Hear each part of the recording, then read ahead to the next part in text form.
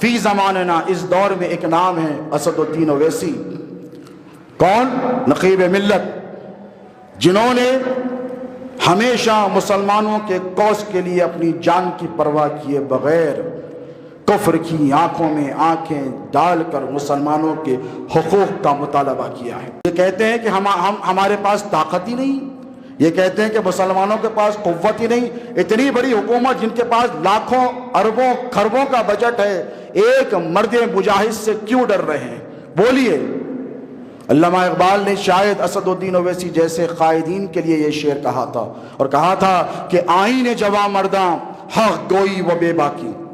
آئین کہتے ہیں قانون کو، طریقے کو، آئین جواں مرداں حق گوئی و بے باکی، اللہ کے شعروں کو آتی نہیں روباہی۔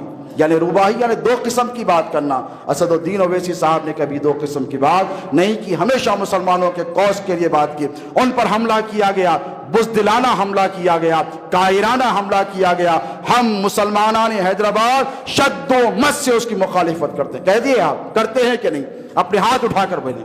ہم سب کے سب، ہمارے قائد ہیں، مسلمانوں کے قائد ہیں، مسلمانوں کے لیے لڑ رہے ہیں، مٹ رہے ہیں، قربانی کا جذبہ پیش کر رہے ہیں۔ ان کے اوپر جو حملہ کیا گیا ہے، ہم اس کی شد و مد کے ساتھ مخالفت کرتے ہیں، اور حکومت ہند سے، حکومت اتر پردیش سے یہ مطالبہ کرتے ہیں کہ CID انکوائری بٹھائی جائے، انویسٹیگیشن کیا جائے کہ ان پر کیوں حملہ کیا گیا ہے۔ اور یاد رکھیں کہ حیدرآباد کے مسلمانوں، تم پر سارے ہندوستان کے مسلمانوں کی نگاہیں مرکوز ہیں۔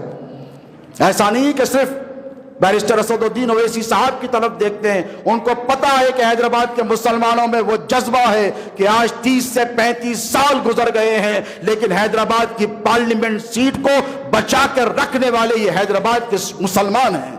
یہ آپ کی محنتوں کا اثر ہے۔ آج سارا ہندوستان حیدرآباد کی قیادت کی طرف دیکھ رہا ہے، اور سارے فرقہ پرست طاقتیں حیدرآباد کی قیادت کی طرف دیکھ رہے ہیں۔ ان کی بدنگاہی مسلمانوں کے قائد کی طرف ہے۔ میں اللہ رب تبارک و تعالیٰ سے دعا کرتا ہوں کہ مولا مسلمانوں کے اس عظیم، بے باک، نڈر، بے خوف، مخلص قائد کی حفاظت فرما۔